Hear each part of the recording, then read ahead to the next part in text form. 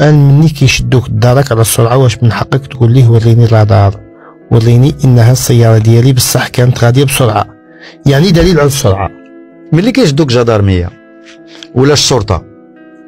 وتيقول لك راه عندك هذه السرعه وعندك هذه السرعه، ممكن انه يعطيك بشحال غادي، ولكن تيقول لك الا ما عجبكش ولا ما تقضيش فينا تنازع، عندك حق المنازعه، كتحط واحد شويه الفلوس في الصندوق في المحكمه، وملي كيدرسوا داك الشيء وكيشوفوا التصاور عندهم التصاور. دابا الرادارات خص الناس يعرفوا المواطنين كلهم الرادارات عندهم الصور، الا ما عطاك الصوره كما كنقولوا وبقيتي هذا راه بغا يصيدك،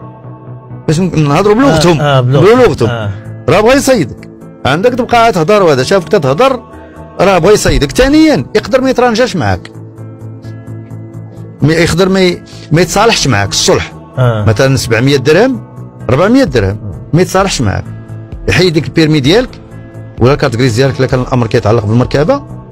ويصيفطوا للمحكمه وكتضربك بالاقصى، لان في الماده 184 مثلا يعاقب بغرامه من 700 الى 1400 درهم، يغضبك ب 1400 وزياده لان عندك الاتعاب.